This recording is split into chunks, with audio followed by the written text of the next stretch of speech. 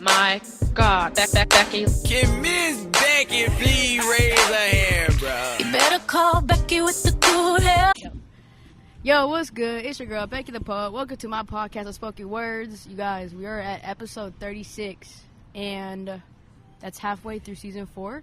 That also means, I don't know what it means, but we're outside here at Khao Noodle Shop. Well, you don't see a logo anywhere, but it's out here on Fitzhugh and Bryan Street, and you should come out and try all the noodles. The best way to eat them is have a flight. So you get 5 noodles, you get a little bit of everything. It's like a Laotian Thai fusion with a little bit of the chef's pizzazz. So go ahead and come out to Khao Noodle Shop.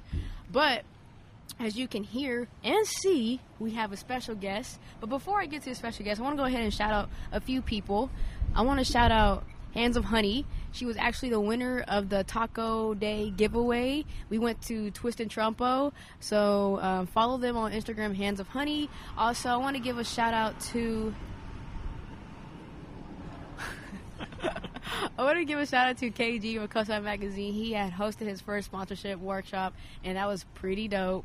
I actually went. I was late, but attending the second half of it, I honestly believe that I had took away a lot of knowledge, and it allowed me to just, I guess, gain sponsorships for my podcast. So that was really good, because that's something we always look for. And then also, I want to go ahead and give a shout out to, man, that was like, my laptop's stupid. I don't remember. Anyways, we'll come back to it. I'll probably do it later. But we have a special guest. I didn't tell a special guest what he was supposed to say after it says special guest, but go ahead, special guest, introduce yourself. My name's Quinn Rivera. Becky and I just met. We were chatting on Instagram this week. She had met my wife, and so we connected. A little bit about me. Right. So I'm a medical student at the University of Washington. I'm also a business owner. I run a faith-based content and apparel company called Humble Daily. I was earlier this year on the Rocks TV show, The Titan Games. What else? I guess poetry-wise, I don't really consider myself a poet, even though some people, I guess, would consider me a poet. Yeah, that was funny, because your wife was like, he's like kind of a poet, and I was like, I went to your Instagram, I was like, he's a poet.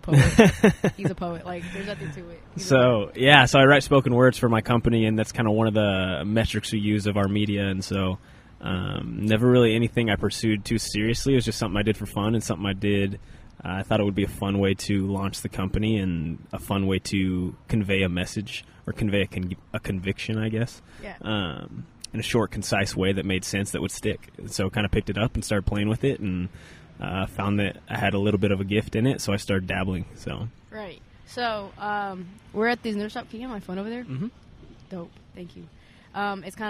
This is so random, and this doesn't happen on this show, but there's one bowl of noodles left, right? It's going to get cold. So what happens with rice noodles is that if you let it sit for too long, the noodles get fat, and all the broth gets soaked up. It's not what you want. So I'm going to challenge Quinn to eat these noodles as fast as he can. I think he might choke because it has beach mushrooms and a taro stem. So what if it's not my favorite? Oh, well, it's going to be your favorite. Everything at this restaurant's good.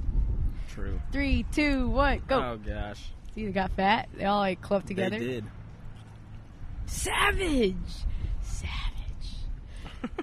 I'm not even timing it, honestly. I was going to say, why don't you do one? Well, it's too late. Okay, fine. We'll just finish our noodles I only together. took one bite out of it. You only took one bite, but it's okay, cool. But, like, have you ever done those ramen challenges? Have you seen those ramen challenges? Yeah, I've never done them, though. Have you? Yeah, I've done it like 6 times. My stomach is messed up. Like, for a whole month, I was screwed. I couldn't eat anything spicy, no hot Cheetos, not even, like, a bite of jalapeno. It was so bad. My stomach lining was torn up. You did it 6 times, like, within proximity of each other? Like, how far apart? Like, a day. Why? I was, like, challenging different people to do it with me. Not do it with me, but just to try it. And they're like, why don't you do it with me? And I'm like, bro, I already did it already. It's spicy. Did you do that chip thing? Where it was, like, the ultimate chip or That's whatever? $70 for one Really? chip. I've never done any of those. You lost. Crushed it. So a lot of this probably can get cut off, but it's okay. A napkin. Thank you. But, so, back to the podcast. What I want you to do, after you swallow your noodles, is to recite a piece. Sweet. You can read it off your phone. You could do it by memory. Whatever. Just one piece. And then afterwards, we'll talk about it. Cool. You want me to do the whole thing? Yeah. It's like 5 minutes. Yeah. We good? Like, do half of it. Okay, let's roll. You can stop me. Okay, I got whenever you. you want. I'm very good at that. Sweet. I got a conviction to share that's been placed on my heart. And if I'm going to be honest, I don't quite know where to start. I look at our world and I see the current state that we're in. And I'm overcome by this feeling that we can't possibly win. You see, our country has had its problems well before this election. And I'm afraid that we're in need of some serious introspection because we have this belief that a vote could solve all our disputes. As if our elected officials have ever truly gotten to the root. You see, I'm looking at both sides, the red and the blue, while you're looking at the other saying, man, screw you, because when I look in the mirror, all I see is my saddened reflection. As I hear the latest news of our country's impending direction. The divide of the United seems to be burrowing deeper and deeper. Each side believing that the other's headed straight for the Grim Reaper, but with a divide so evident, how could either side be the answer? This division among us will inevitably prove to be the real cancer. We're a society of individuals that are fueled by our passions, each of us standing on a soapbox that we believe represents compassion, but if the platforms are so different, which one is right? Every soul actively believing that their argument's airtight. Saying what I believe is true so nothing else matters. Ignoring the data present around us as we watch the world shatter, we choose what we desire to be true, and then we fill in the gaps. Constructing our beliefs on an emotional basis, completely disregarding the facts. You see, the thing that I hear most is that love will conquer all. And I wholeheartedly agree, but very few seem to be answering the call because people speak about love acting like they actually live it out, when the convenience of love is what they're really all about. You see, this idea of love, I'm not really sure that we comprehend it. And not only that, we too often fail to extend it through the rioting and the marching and the hate from both sides. Can we not see that we are only contributing to the divide? I understand that you want to stand up for what you believe. But what is the hate that we are spewing helping us achieve? You see, the very thing that allows this country to be so great is what also gives you the capability to speak so much hate. But with that ability comes a chance to stand out from the rest. You have the opportunity to use that freedom to make others feel blessed because you see the change we all speak of, it doesn't start from the top. It begins in the individual, hidden in the backdrop. Done. Boom. I honestly, your poem is very powerful. And for a poet not claiming to be a poet, I think that was a good one. Hey, not bad. That was like half of it. So.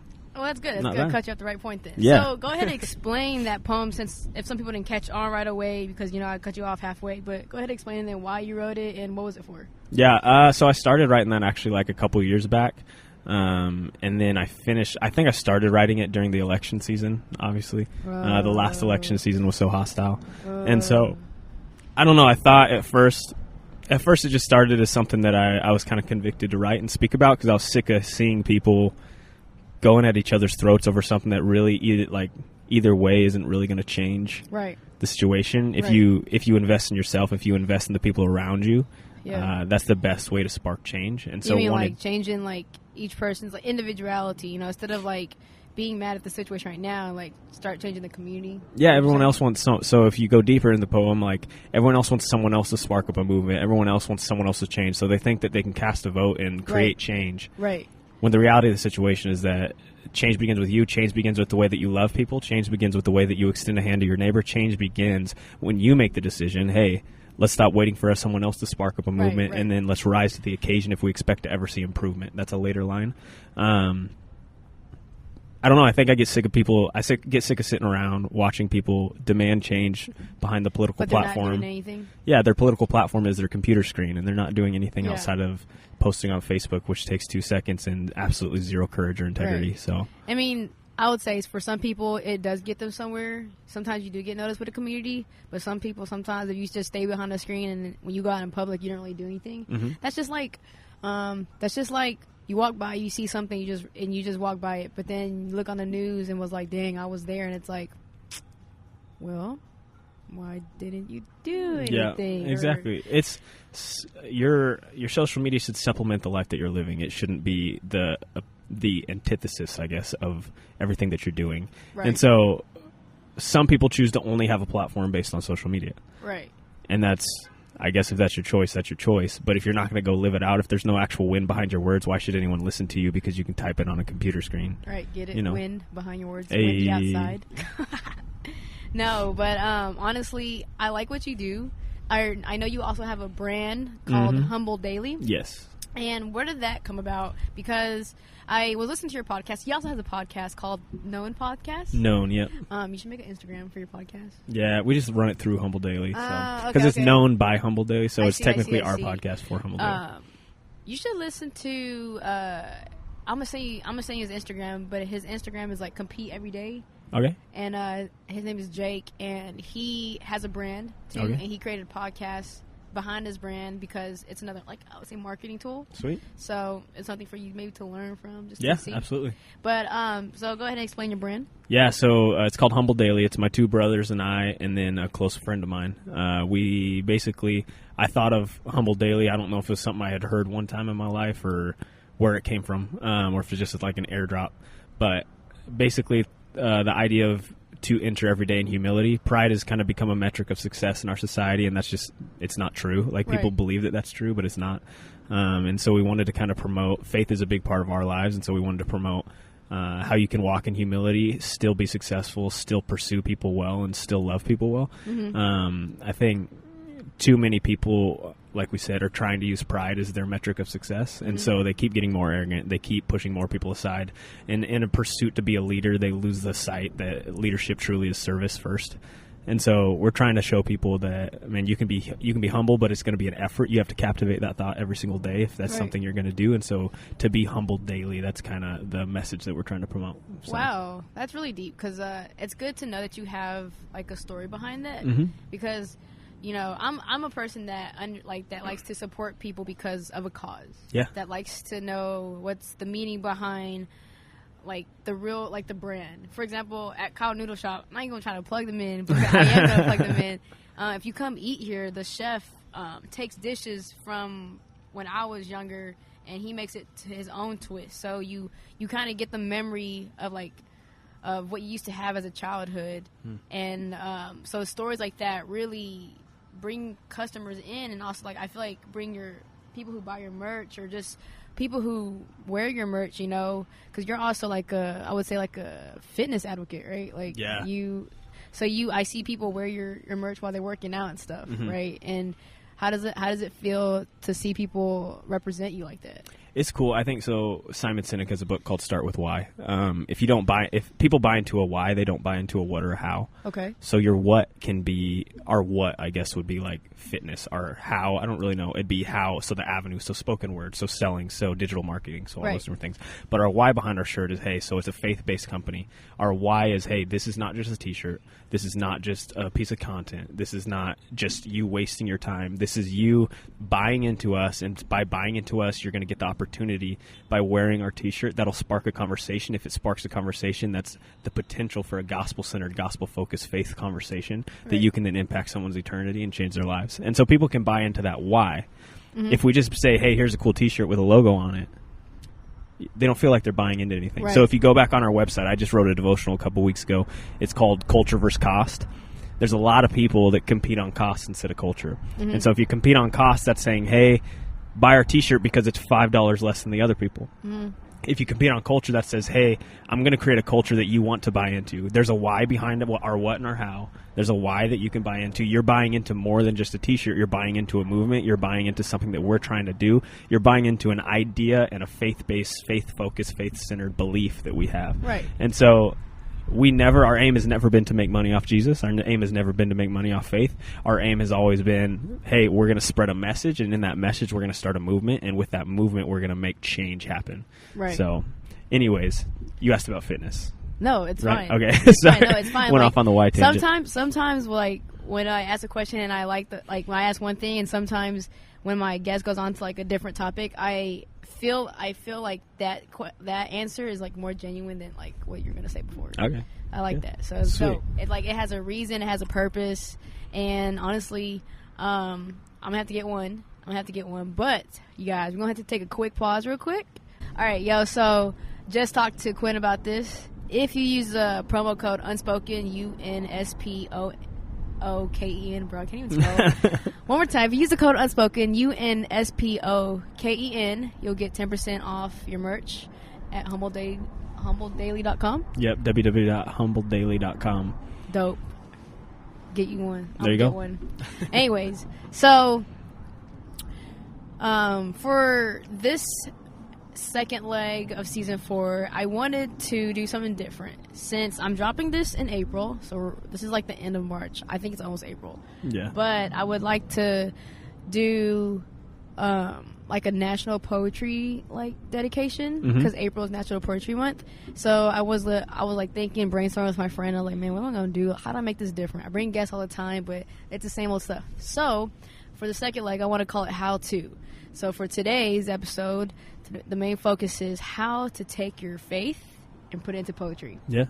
So when I write poetry, I write about my personal experiences. Okay. And I didn't grow up in a family where church was a big deal. Well, I kind of did, but I didn't understand it, you know? And so also religion wasn't like really pushed upon me. Like I went to the temple because I was supposed to.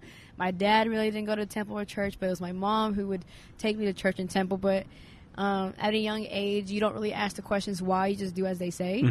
So, and I have a lot of friends that I surround myself with that believe in God. And like my cousin, he lives in Chicago, and when he comes, he doesn't like push the religion on me, but he does, like, he is like a youth minister, so he like enjoys what he does, you know. I actually ran into a poet out in Fort Worth. His name is Joe Henkel. He's a Henkel. I probably said your last name wrong, but his name is Joe.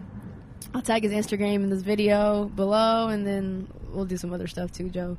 But he is a poet, a Christian poet, you know, and he keeps up with like Clayton Jennings. Yeah. The only poets that I know on YouTube that do this is Clayton Jennings and John Jorgensen. I don't know John. I know Clayton, he does about the same. He does about the same thing. But Clayton, I love. He also doesn't just write about like he incorporates faith into his like personal poems as well too. So I heard that that's one of your maybe like inspirations, because I was talking to your wife and she's like, we love Clayton Jennings. I was like, oh, okay. But so how do you take your faith and put it in a poem? I think it's still, like you said, you write personal experience poems, right? So I think you connect a real life personal experience with something that's biblical. I believe that the Bible's full of truth. And so I can take the Bible, I can parallel truths to life experience. And with those truths, I can preach a message that I know is rooted in Scripture that to me I know is true. Right. And so everything I do, I want it to be rooted in truth, and I want it to be a message that will impact people and change people. So really, that's kind of where I start. I start with a conviction. So if there's something I want to write about, like the one I shared, conviction was that people were all screaming for change, but no one was actually doing the work of changing themselves by loving the people around them. And so I think I always start from conviction. Once I start from conviction, with conviction, I get a message. With that message, I write a thesis. Basically, what do you want to convey? Thesis. Right? So, like, that in a while. What do you want to convey with this poem? What's the main thing? I'll write that at the top on a piece of paper. And then I kind of shotgun approach. I was never taught, other than like outside of like a creative writing class in like elementary school or whatever. That's the only time. I had mine in college. Whenever it is. I did physiology in college, so didn't have much writing. Hence med student. Yeah. So I don't have any training in poetry. So I don't know what's right or wrong. I don't know if there is a right or wrong in poetry. But so one of the things that I do is I kind of do the shotgun approach. And so I'll start creating random stanzas that mean something to me. And so with that, I'll write. Basically, I'll get one stanza done, like, okay, that's one of the points I wanted to cover, and I'll cover all the points. So it's like I speak to, so I preach and speak to. And the way that I do that is I think of what are the couple points that I want to make, and then I'll build out, from those points, I'll build out story, and then I'll build out wraparound to, like, what's the actual action that you can take to make this happen. And so that's pretty much the same thing I do with spoken word. So I'll write stanzas that are the points I want to make. I'll build in with story. So from story to points to, if you were to do this, let me cast a vision over your life. If you were to do this, what would this look like, and what would it do to the environment around you? And so that's kind of how I approach writing it. I don't know. This might be the first time I've ever actually verbalized that. So I'm processing it as I speak. But yeah, I think that's a huge component of it. And then also having that thesis, right? It goes back to if you don't have a why would people follow you? People buy into your why, right? And so what do I want people to buy into? Okay, well, if I want you to buy into this idea that in my faith, like, Jesus is king, okay, then I'm going to write that as my thesis, and we're going to go out, we're going to build out on that. How can we use scripture to back that up? And if it's a scripture focused spoken word, what scripture will back that up? And based on that scripture, what story can I tell to get there? And once I get there, how can I wrap it around so that people will believe what I'm saying? Wow, I think I just found Clayton Jenny's secret. I'm just kidding. No, but that's really amazing because honestly, and if you're watching this on YouTube, the reason why I keep looking at the camera is because it's not stable, and so this wind, I'm afraid this camera's gonna fly away. So you see me like dead staring you in the eye, I'm looking at you. The way I write poetry is I literally just like pretty much throw up on a piece of paper. Yeah, I would say the same. Like, so I have a period of just unfiltered writing where I'm not allowed to delete anything. So I'll usually put a clock on. Are you like a computer person? Yeah, I am. Okay. So, because my handwriting's terrible and I write so slow that I'll lose the thought before I'm done writing. No. That's why technology exists. Yeah, exactly. So I'll usually for about half an hour, if I'm sitting down writing, I'll say unfiltered, you can't delete it. And and a lot of good stuff has come out of that I probably would have deleted if I wasn't doing that period. I think a lot of your best stuff, sometimes it needs tweaked, but a lot of your best stuff is like the knee-jerk gut visceral response that just comes out of you. And it's the same way when you're speaking, right? Because I think conviction speaks the loudest. And so if you really can lean into that conviction and talk about this is what I'm feeling, right? That's why like poetry is why it can be so emotional and moving, because it's someone taking a visceral feeling and trying to put it into words and verbalize it. And so for me, your heart out, putting it on paper. Yeah. So it's like, for me, it's, okay, how can I take this message that I make and internalize it enough and then make it visceral so that people will then have a response to it, right? Because in the end, you want people to respond, right? And so if people aren't responding to your poetry, if people aren't responding to your message, what's the point of really doing it if they're just going to listen to it and say, wow, that was some really pretty words, and then forget about it the next day, right? It's kind of like saying, like, yeah, I felt that. And it's like, I'm asking for more. Like, when I read my poems to my friends, I'm like, all right, bro, I'm about to read you this poem. And I'm done with it. And I'm like, man, that was a good poem, huh? And they're like, yeah, it was good. Yeah, exactly. Bro, I wanted more. Yeah, and that's, the thing I think a lot of people don't get, I talk about this a lot with people, is like rhetoric is so powerful. And so the way that you speak and the way that you do things, case study, I always use this for example. Let's say Hitler, right? Short, ugly dude with no stature, little weenie mustache. Like, by all standards and metrics, like, why could he have gotten millions of people to follow him and do what he did? Right. The reason he can is because he's a brilliant speaker and a brilliant motivator, right? Like, say what you want about Hitler, what he did was atrocious. Like, I'm not saying that at all. But the guy had to have a way with words that he could create a movement and actually get an entire country to buy in and say, this is what we're going to do and we're going to follow this guy. Yeah, it's kind of like, this is like the Brutus side of it, kind of like Hitler, but it's like a gang leader, man. Gang leaders will tell you what you can get out of this. You believe it, and you'll do whatever they want. Yeah, or let's look at the good side. Martin Luther King, right? Yeah. There's no reason one man should have been able to do what he did. Right. But he did it through rhetoric. Yeah. Right? Like, he didn't do it through... he's like the silver lining. I'm just like the dark side. He didn't do it through violence. He didn't do it through a lot of the stuff that people nowadays would consider to start a movement. He started a movement with rhetoric. So there's people all throughout history that they were brilliant communicators, and through communication they used that power to then instill change in the heart. So do you think, because... poetry is very powerful. Is that why, this is kind of off topic, is that why you use poetry as your marketing for your business? Yeah, so origininally, have you ever heard of Jefferson Bethke? No. He wrote one a long time ago. It's like one of the most viewed spoken words, I think, on YouTube, but it's why I hate religion but love Jesus or something like that. Yes. Okay, it's that guy. That's one of the only ones. I've listened to a couple of his, but that one's really good. But I'd listened to his stuff early on, was like, man, it'd be really cool to do this. Because, again, I didn't start even writing poetry until we started Humble Daily. Right. And so I listened to him, I was like, man, it'd be really fun to do something like this. And then as Humble Daily was being conceived, I talked to one of my buddies, the guy that's in it with us, his name's Jared. So he's like all things creative. He films for HGTV and all that stuff. Humble Daily, or no? Is his brand All Things Creative, or he does? No. I just say he does all things creative. Okay, I get so it. He's like graphic design, film, all that different stuff. Right. So he works for some really big networks and films for some really big networks. But he was the one I originally brought it to that designed our first logo. And everything. Wow! And so when I brought it to him, it already was in my head, like, he's great at video. We're going to do something with video to launch. And so I told him originally, like, he was the creative guy. So I was like, would you write like a poem or something? In my head, I was thinking spoken word, but I didn't know the difference of anything. And so he wrote a poem, and I was like, and it was great. Like, it was, what's it called when a poem reads down and back? Do you know what that's called? I don't know what it's called. Where you read it all the way down, and then when you read it back up. But I know, I've seen it done. I don't know what it's called, though. So he wrote one of those, and it was beautiful, but it like didn't have the like punch I wanted. Okay. And just because it's like it would have been more of like a picture post to share as opposed to like a video moves people. Right. And so I was like, I'm gonna try to write one. And so I think I wrote the majority of it, and then we kind of pieced together some stanzas that they wrote too.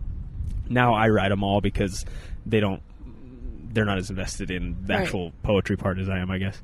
But yeah, so I started diving into that, and then so I always knew I wanted to launch it with a spoken word because I knew it was something people would connect with. And let's be honest, it's hard to convey a why with a 2D Instagram post, right? Like if you can put passion, feeling, and like a response behind it, people might buy in a little more. That's really smart for poets who try to make money out there, you guys. Yeah, so like don't even try to make money because he's like over here not trying to promote that.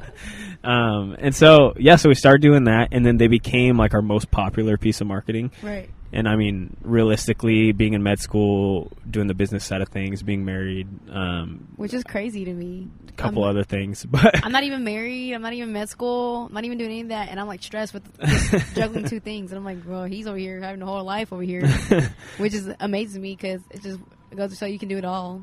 Yeah. So I think I wish I could put them out more. Like I wish I could do more, but I don't like putting them out unless it's really something that I feel is powerful and there's a message behind it. I don't want them to ever become watered down or lukewarm. And so trying to really do that and push that means that they're a little more few and far between. And I like Jared to produce them, my buddy that films them. I like him to film them and do it. And so he lives in Montana, and we're down here for the year. And then even if I'm in Wyoming, he's still like 6 hours away. Wow. And so we have to plan around filming them really whenever we're together. Because, once you find that person that works with you and that understands you, it's not, sometimes I believe it's not always about money at that point. It's about like content and like growing together. Yeah, and just integrity and loyalty, I think. Like, and it's just, there's a level. So I just spoke in Alabama last month at a couple speaking engagements. Right. And I was trying to build out some video for it because I wanted to build out a website for speaking and stuff. Yeah. And so one of the things that was brought up was like, well, we could hire a videographer.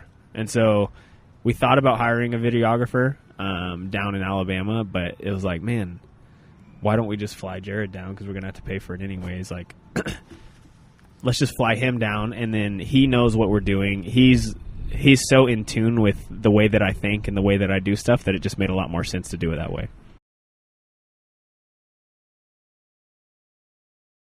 But, so, you do poetry for your business and stuff, and you're a med student and all this. So do you ever think about maybe possibly doing poetry full time?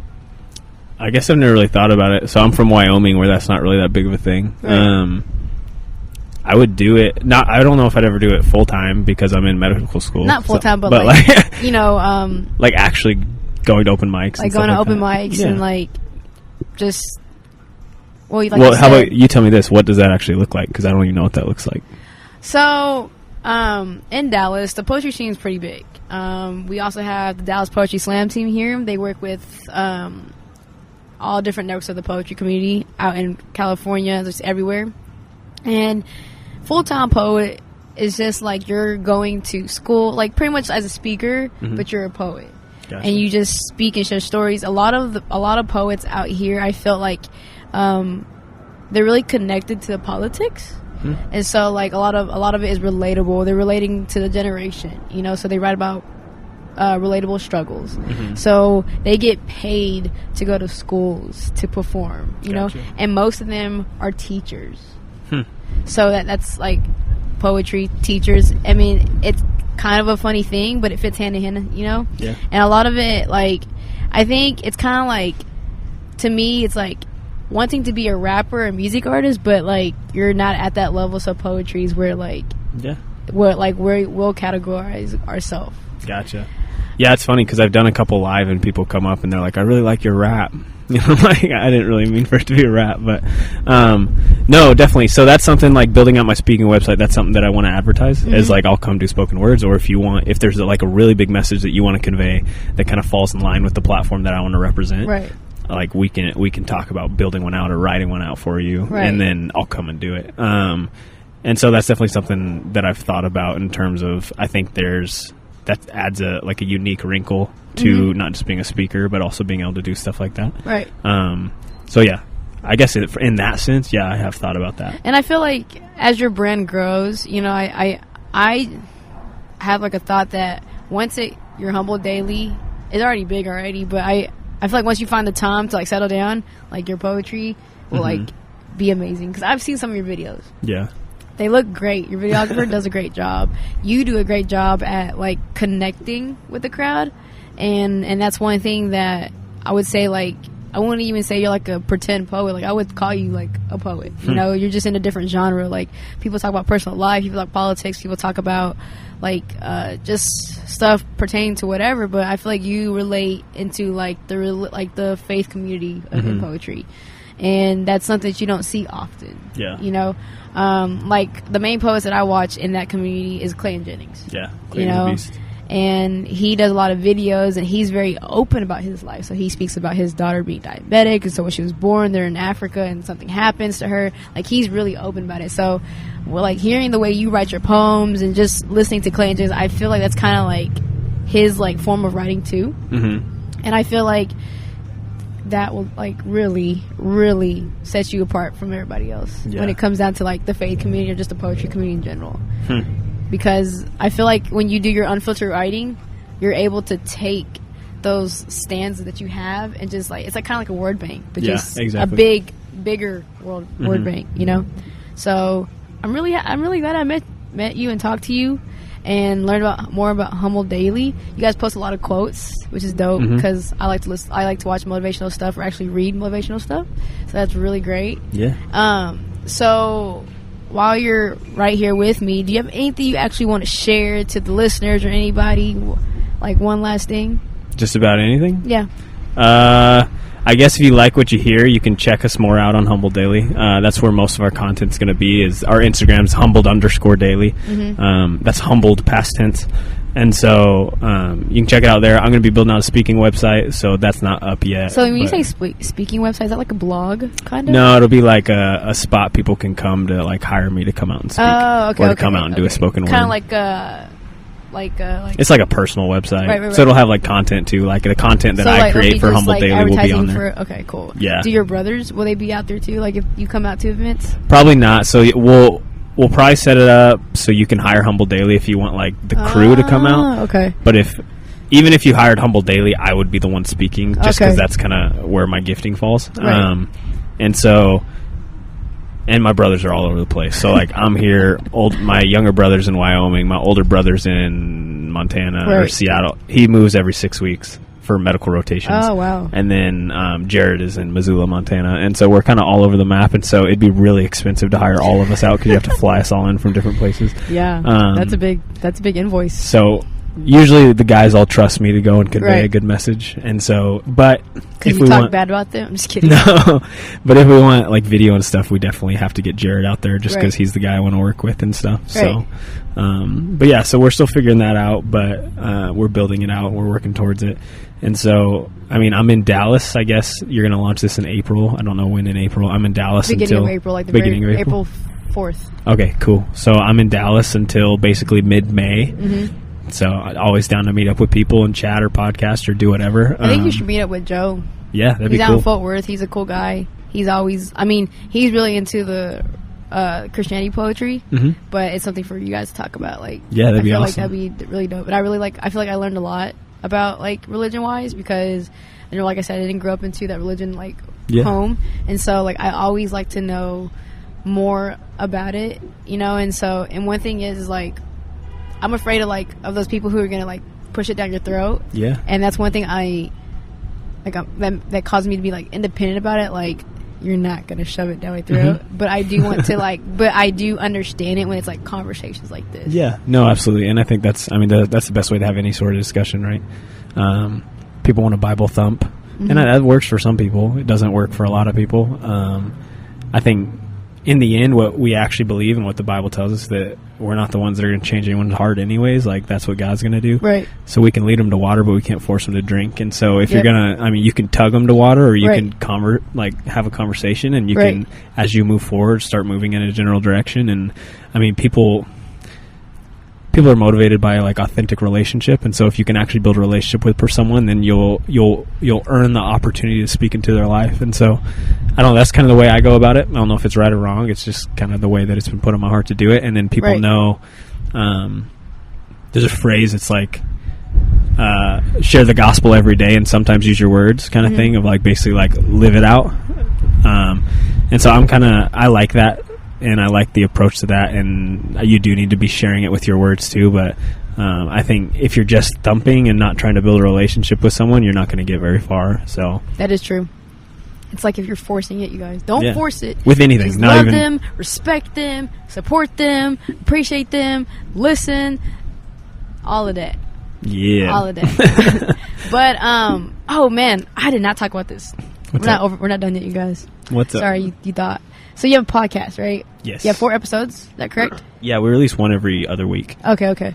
And that's what I used to do too, every other week. So I heard you guys talk about like people's kind of like what we talk about here on this Unspoken Words, where you talk about people's stories. Yeah. And how they overcame it.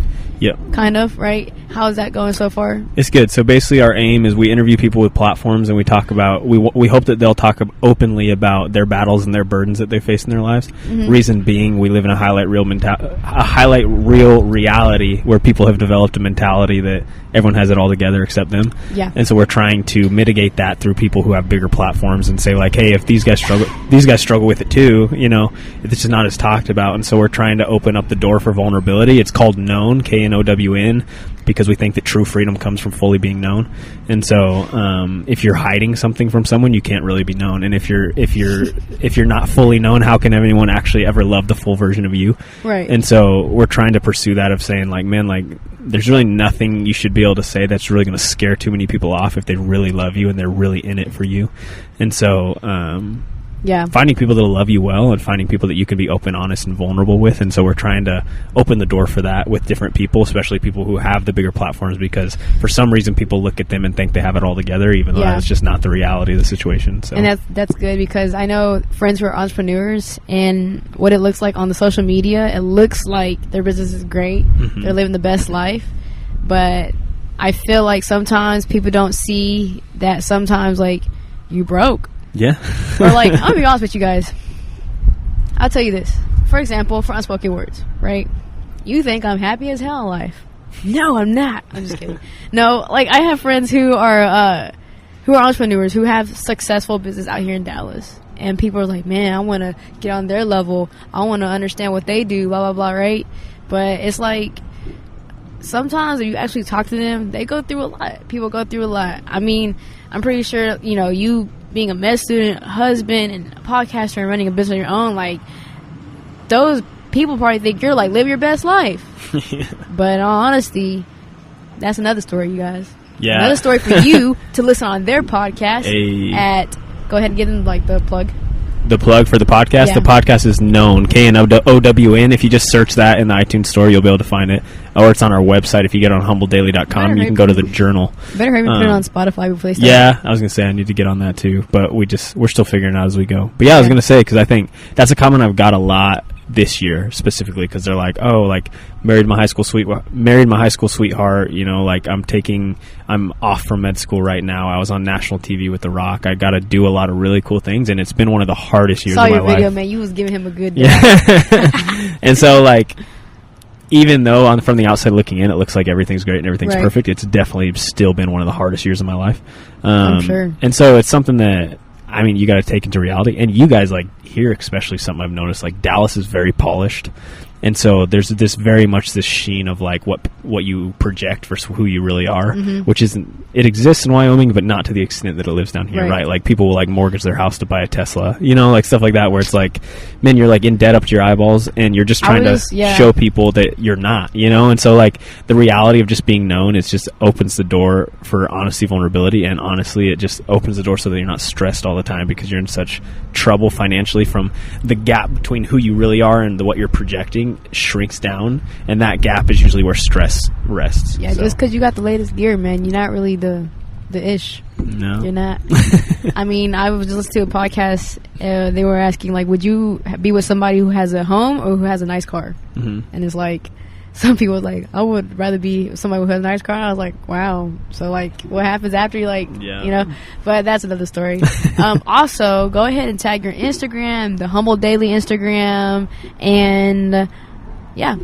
So my Instagram is at Quinn Riv. So QuinnRiv. My last name's Rivera, so that's why that's there. Yeah, you can find Quentin me there. Either, yeah, just not Quinn. Quentin, just Quinn, 2 N's. So that you can find me there if you're specifically looking for me. Humbled Daily is humbled_daily. You can find that there. The podcast is on the iTunes store. It's on Podbean, and it's on our journal on our website. Like Becky said, we're probably going to try to get it on Spotify. He should. He's going to get it on Spotify. But we just haven't. We got a lot rolling, so we're trying to balance it all. So yeah, balance is not the easiest I think that's about it. You can go to humbledaily.com if you want to look at any of our merchandise and our apparel. That's where we post. So the first and third week of every month, we post a podcast. Second and fourth week of every month, we post a devotional. And so you can get on there. There's great content that we've created ourselves or that someone who's close to us that we trust created.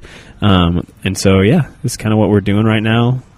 Wearing a lot of hats and having a lot of fun and just trying to figure out life.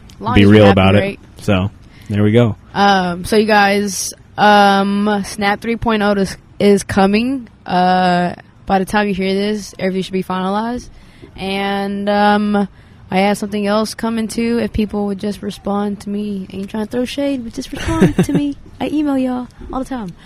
Mostly text messages, very informal. Need to work on that. But if you'd like to be a sponsor for the Unspoken Words podcast to help keep this podcast running and have it stop coming out of my pocket, I would gladly appreciate you to sponsor it, honestly. Or if you want to sponsor my events, if you have products you want to give to my guests or even the poets, those are cool too. It's not always about the money, but hosting is quite a bit out of pocket.